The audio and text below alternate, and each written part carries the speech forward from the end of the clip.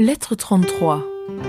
Mon bien-aimé Père, je continue le récit de la condamnation illégale de Jésus après qu'il eut été 2 fois amené devant Pilate. Celui-ci hésitait, ne voulut pas courir le risque d'être accusé auprès de l'empereur d'avoir pris sous sa protection un séditieux et un homme dangereux. Sa justice naturelle répugnait d'autre part à livrer un homme innocent à la mort pour satisfaire l'envie et la haine des prêtres. Jésus, épuisé par la faiblesse et la perte de son sang, était tombé sur les marches de la salle de justice. Jean était agenouillé à son côté, lavant les blessures de sa tête dont il avait courageusement enlevé la couronne d'épines. Pilate, étonné de sa patience et de son endurance à supporter les souffrances, considérait Jésus avec tristesse et dit : « Si vraiment tu es un Dieu, jeune héros, comme ta patience et ton support me le font croire, tu n'as pas à craindre ces tigres altérés de sang. Quant à moi, je ne puis te protéger, car une partie de mes troupes se trouve actuellement à Gaza et à Jéricho. Que pourraient 300 soldats romains contre un demi-million de Juifs? Si je te remets en liberté, tu seras non seulement massacré, mais ma troupe entière devra partager ton sort. Dis-moi en vérité, es-tu un fils du dieu Jupiter ?» Comme Jésus restait silencieux, le gouverneur reprit d'un ton d'autorité. « Ne veux-tu pas me répondre? Ne sais-tu pas que j'ai le pouvoir de te faire crucifier ?» Jésus répondit d'un ton calme. « Tu n'aurais aucun pouvoir sur moi s'il ne t'avait été donné d'en haut. C'est pourquoi celui qui m'a livré à toi a commis une plus grande faute que toi. » En disant ces mots d'un ton ferme, Jésus regardait Caïphe. Celui-ci, ivre de rage, cria alors à Pilate : « Si tu laisses aller cet homme, tu n'es pas un véritable serviteur de César. Si tu le relâches, nous portons plainte à l'empereur. » En entendant cette menace, Pilate fut saisi de frayeur. Il prit Jésus par la main, le conduisit près de la porte, et s'adressant aux Juifs assemblés, il dit à haute voix en leur montrant Jésus : « Voici votre roi, que voulez-vous que j'en fasse ? » « Nous n'avons pas d'autre roi que César, » répondit le peuple d'une seule voix. D'autres criaient : « Crucifie-le !» D'autres encore : « À la croix le faux prophète, à bas ce transgresseur des lois !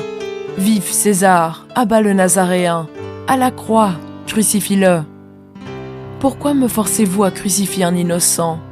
Quel mal a-t-il fait ? demanda le gouverneur. Crucifie-le, crucifie-le, telle fut de nouveau la réponse du peuple. Je vais le faire frapper de verges, puis le relâcher. Si tu fais cela, Romain, tu en subiras les conséquences, dit Caïphe d'un ton menaçant. L'un de vous deux doit aujourd'hui mourir pour le peuple. La foule, ivre de rage, grondait comme des tigres altérés de sang hurlent après leur proie. Quand le gouverneur comprit que tous ses efforts étaient inutiles, quand il vit que le tumulte augmentait, il demanda de l'eau qu'on lui apportât dans un bassin d'airain. Il lava ses mains en présence de la foule en disant : « Je suis innocent du sang de ce juste. Cela vous regarde, vous et vos prêtres. » « Que son sang retombe sur nous et sur nos enfants, » répondit Caïphe. Et tout le peuple après lui répéta : « Oui, que son sang retombe sur nous et sur nos enfants. » « Qu'il en soit ainsi, » répondit Pilate, le visage pâle. « Prenez-le et crucifiez-le. Mais pour moi, je ne trouve aucune faute en lui, et le Dieu qui l'adore vous jugera, vous, et non pas moi, pour ce qui lui arrivera. » Pilate se tourna alors vers Jésus et, la voix profondément émue, lui dit : « Tu es innocent, mais tu vois que je ne puis te sauver. Je sais que tu me pardonneras, car la mort ne t'effraie pas. » Jésus ne répondit pas, et Pilate le quitta, le visage tout bouleversé. « Dois-je le faire battre de verges selon la loi romaine avant qu'il ne soit crucifié ?» demanda un des chefs des soldats. « Applique-lui la loi, » répondit Pilate en s'éloignant. Le peuple furieux se jeta alors sur Jésus, le tiraillant de tous côtés. On lui enleva ses habits, et sur l'ordre du chef, un soldat lui donna 39 coups de verge. Puis, ils couvrirent de nouveau son corps ensanglanté du manteau de pourpre et lui crièrent ailleurs : « Salut, roi des Juifs !» Émilius et Jean furent violemment séparés de lui.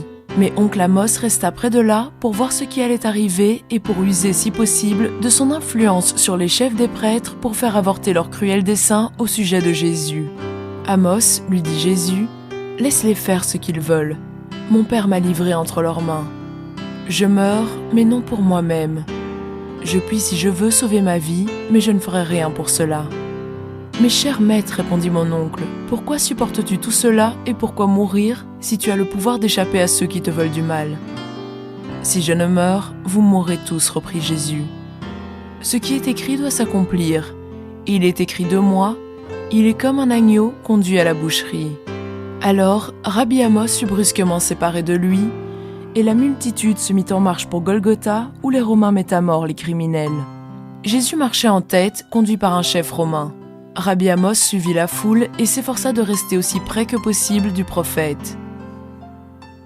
Tout à coup, le peuple poussa un cri d'horreur. Il venait d'apercevoir un homme pendu à un figuier sec. En s'approchant, Rabbi Amos reconnut Judas Iscariote, qui, poussé par le remords, avait mis fin à ses jours. Des chiens affamés étaient en train de fouiller ses entrailles qui s'échappaient de son corps. Le chef romain donna l'ordre à 4 soldats de brûler ou d'enterrer ce cadavre, et le lugubre cortège reprit sa marche vers Golgotha. Si tous ceux qui ont accusé Jésus doivent mourir de la sorte, dit Rabbi Amos à Jean qui marchait alors près de lui, ce jour sera une journée terrible pour Jérusalem. Judas le traître est mort même avant sa victime, et cela de sa propre main.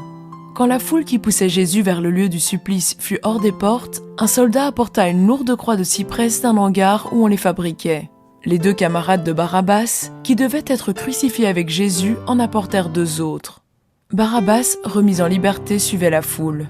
Tous ceux qui précédemment aimaient Jésus et avaient cru en lui, ayant appris la sentence de Pilate, allèrent aussi à Golgotha. Il y avait là sa mère, ma cousine Marie, Marthe et sa sœur, Lazare, Pierre et Thomas, quelques femmes de Galilée et beaucoup d'autres. Jésus ouvrait la marche.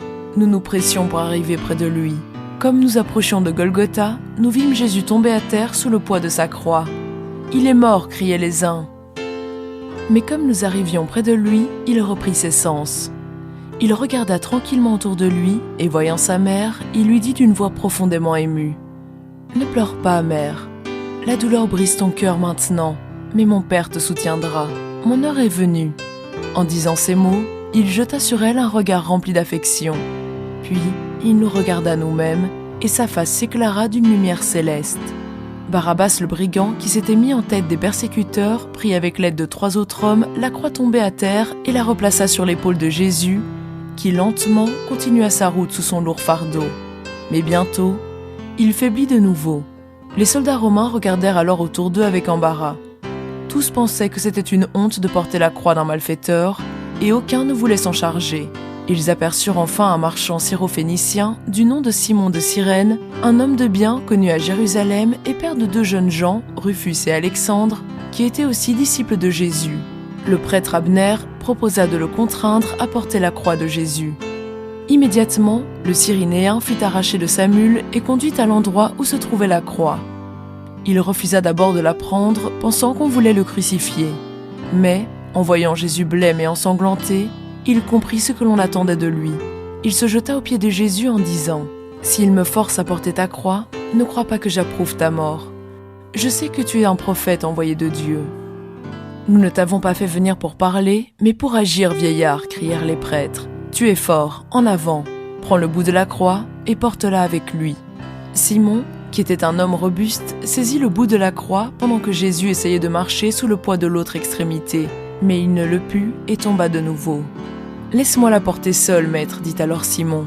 Je suis plus fort que toi. Tu as assez de tes propres douleurs. Si c'est une honte de porter ta croix, j'accepte avec joie cette humiliation, et mes 2 fils feraient de même s'ils étaient ici aujourd'hui. » Et Simon la prit et la porta en suivant Jésus, qui, affaibli par la perte de son sang, était obligé de s'appuyer sur le bras du bois maudit. Enfin, nous arrivâmes au lieu de supplice où il y avait déjà quelques croix. Le chef romain fit faire halte et donna ordre de placer les croix nouvellement apportées dans les trous qui se trouvaient là. La plus grande croix était celle de Jésus. Les soldats la prirent des mains du Cyrénéen et la jetèrent sur le sol. Jean était toujours près de son maître. Le brigand Isméraï, qui était édomite, commença à jurer lorsqu'il vit approcher le bourreau avec son marteau et les clous. Il fut aussitôt saisi par 4 robustes partès, soldats de l'armée romaine, puis dépouillé de ses vêtements et étendu sur la croix. Comme il était très fort et résistait de toute son énergie, il fallut 6 hommes pour le maintenir, tandis qu'on enfonçait les clous dans ses mains et dans ses pieds. Il grinçait des dents, pendant que les clous traversaient sa chair et ses os. Omri, l'autre brigand, était le fils d'un homme riche de Jéricho.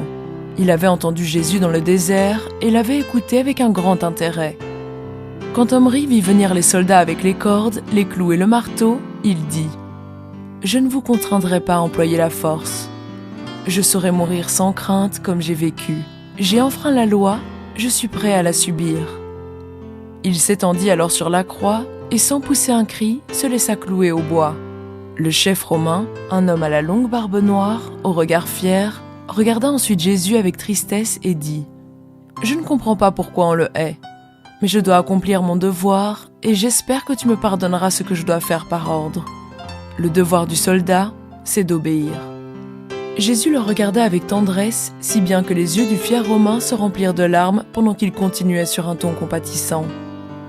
Pilate ne t'aurait pas livré s'il n'avait eu affaire à des forces supérieures. Le petit nombre de soldats qu'il a actuellement l'oblige à te sacrifier pour apaiser ces Juifs furieux. Jésus ne put lui faire aucune réponse car on venait à lui pour le clouer à la croix. Je ne puis continuer maintenant cette horrible narration, mon cher père. Mon cœur est brisé de douleur et mes yeux se remplissent continuellement de larmes.